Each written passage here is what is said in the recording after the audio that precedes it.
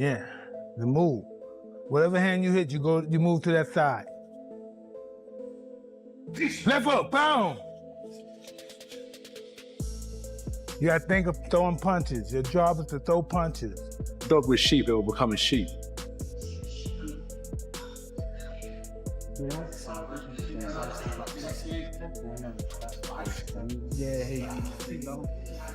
Anthony Joshua is said to be working with Mike Tyson while preparing for his next fight against Jake Paul. Joshua has been revisiting old-school methods linked to Tyson's mentors to sharpen his technique, keeping his attention locked on strategy, speed, and power. The camp strongly stresses tactical drills and conditioning to ensure Joshua steps into the ring fully ready for the major challenge that lies ahead of him. Doing it in the gym, coming forward, punching to the body with his heart. Anthony Joshua explained how Mike Tyson motivated him, especially through his power and discipline. AJ has now added targeted neck and shoulder workouts to his training based on Tyson's approach. He says these exercises boost strength, stability, and punching force, proving how learning from legends can directly influence and elevate his own routine. Exercise I got from Mike Tyson, a lot of wrestlers do this. Quite dangerous actually. Physios don't like this type of stuff, but it's good for neck conditioning. It's called neck bridges. And it's flexibility and strength at the same time. So it's a really good exercise if you... Mike Tyson advised Anthony Joshua and called him an incredible fighter. He stressed that staying active is essential for growth, saying that fighting regularly sharpens skills, builds confidence, and helps maintain top-level performance. Would you give to somebody like AJ? That he has a lot of talent and not to get discouraged. He only loses when he quits. When you quit, all the doors of opportunities close.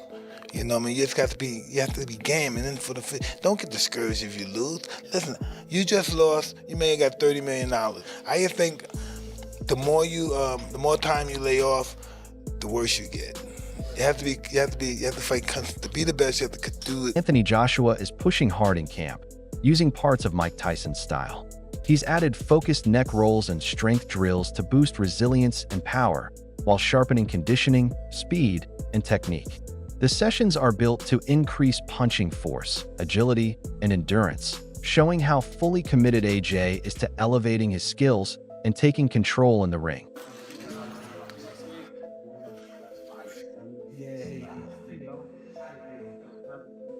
Bro, my physio is looking at me like, what the fuck? I can see you looking at me like, fuck, please don't fucking look. Hey, if it goes, at least you're here anyway.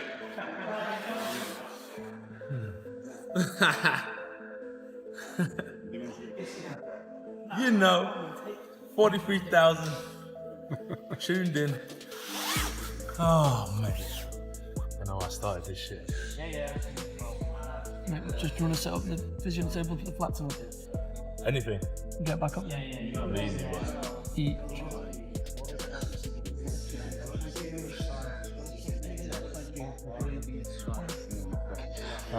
Showtime sent me a lovely picture of me for Don. Eddie Hearn is firm in his belief that Anthony Joshua would beat Jake Paul if the fight happened, but he warns people not to assume it would be effortless.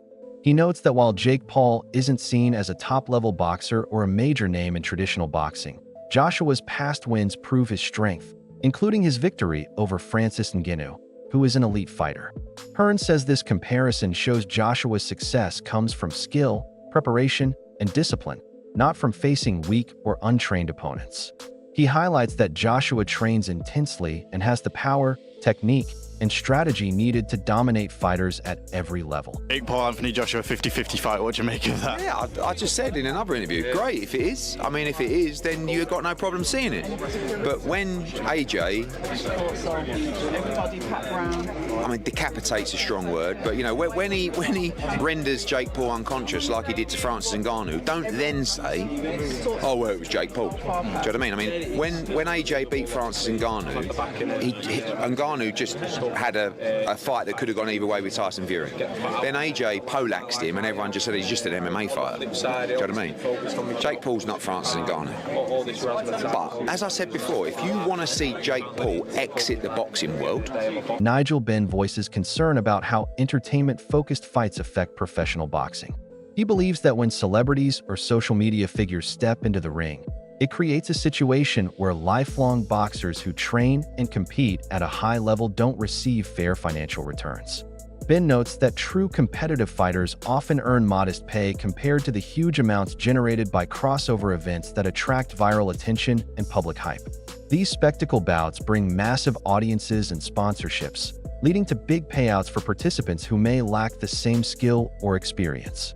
He argues this trend is harmful because it devalues the years of dedication professional boxers invest in perfecting their craft. Bit of rumors around today, Anthony Joshua and Oh, Jake. no. I'm not even really entertaining that. It's just not.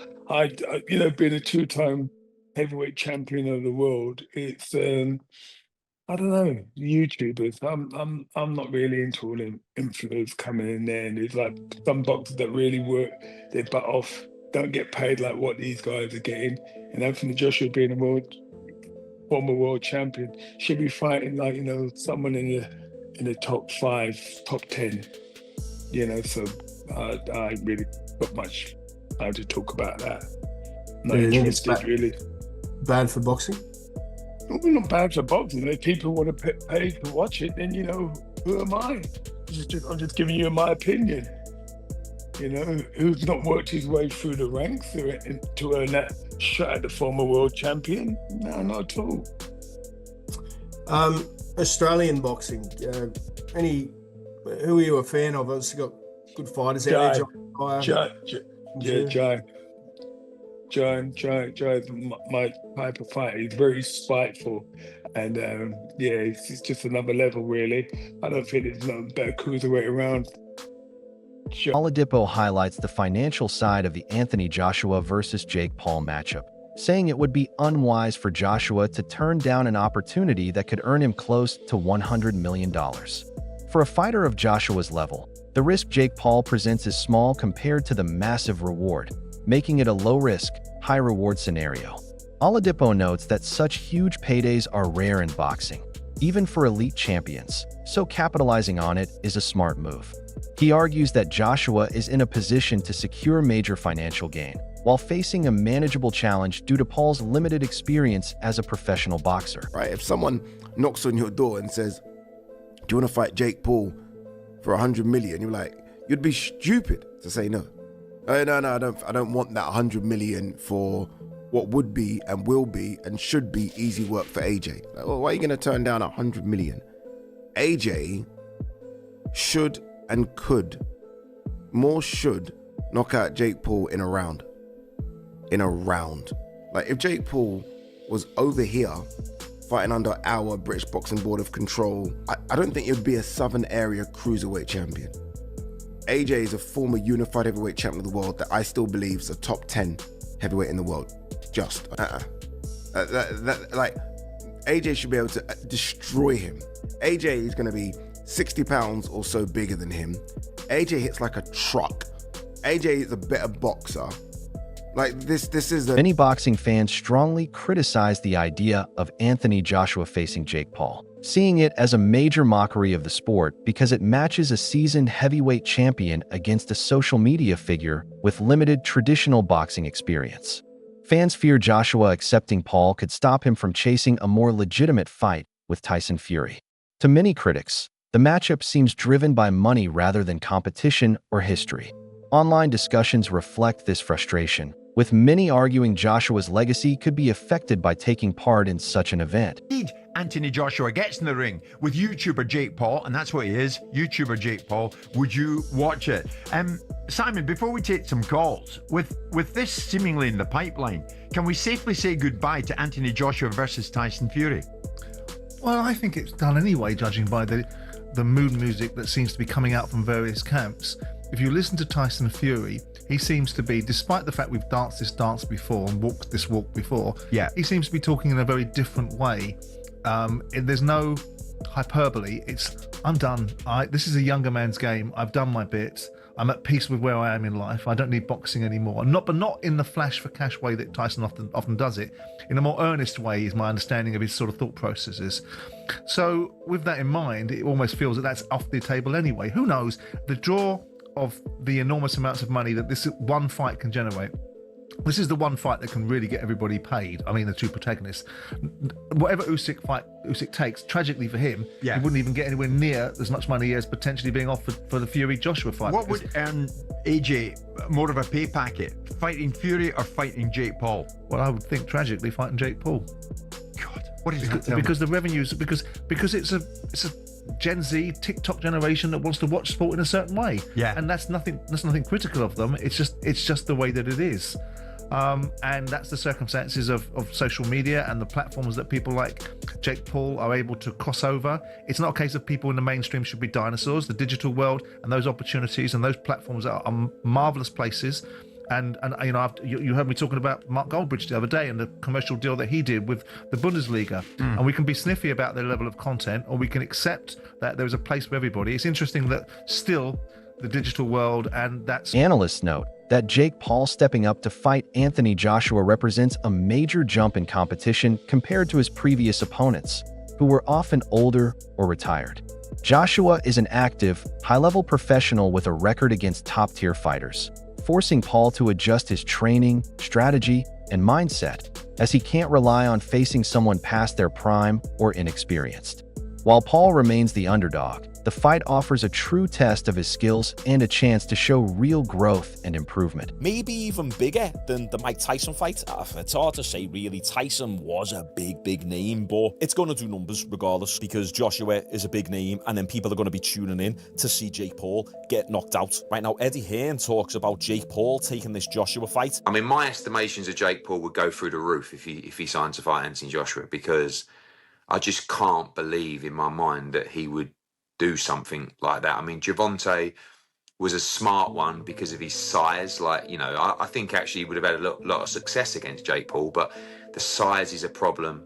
But this would just be, you know, like if Jake Paul was to take the fight with AJ, you'd really have to maybe carry his balls in a wheelbarrow on the ring walk, you know, because AJ wouldn't mess around in there, you know. So it would be huge, but nothing, you know, to tell you it's close, just a few conversations so far. Damn right, if Jake Paul takes this fight, he's got some major balls on him. And I know people hate influencer boxing, but come on, he's not fighting an old, retired, past the prime MMA fighter. No, he's fighting a legit boxer who's massive, 6'5", 6'6", jacked, 240, 250 pounds, shredded, power puncher. Do we need to remind ourselves of what Joshua did to Francis Ngannou? Francis Ngannou was coming off a pretty good performance over Tyson Fury. He didn't get the win in that fight, but you could argue that he did actually win that fight. And Ngannou, throughout his entire MMA career, in 4-ounce gloves, very rarely got hit. He could take a punch. He's got a big, fat African head. Big, thick neck, traps, back. He just can't really be hit. And look what Joshua... Shane Quiggin has expressed skepticism about whether the Anthony Joshua versus Jake Paul fight will actually take place, calling the idea farcical and questioning the practical and logistical challenges. He notes that while there is public interest and media hype, factors like contract negotiations, promotional issues, and physical and reputational risks could prevent the fight. Quiggin also says the matchup may not make sense for Joshua if maintaining competitive credibility is the goal, reflecting broader concerns in the boxing industry about prioritizing entertainment and financial gain over genuine sporting challenges. This up, Anthony Joshua, Jake Paul reports. What do you make of it? And if we were to see AJ step in with Jake Paul? I said it yesterday, I'll say it again, I think it's farcical. I don't see how it's going to materialise. I didn't think the tank fight would materialise, and it didn't. And you know, it's all good saying that you're going to box somebody, and then, you know, but until literally they're on the ring walk and in the ring, and I'm not going to believe it. Away from AJ, what do you make of the Devin Haney and Brian Norman Jr. fight next week? It's an interesting fight. Haney's up at 147. He looks good. He looks physically good. It's mad to think he's only 26 years of age. Confident-wise, I don't know what that Garcia fight took out of him. You know, because yes, he tested positive afterwards, but I believe that his his Achilles heel is punch resistance, and I think it'll be interesting. I don't know enough about Norman, but I think definitely test him, and maybe Devin Haney will hold a better shot now. He's up at 147.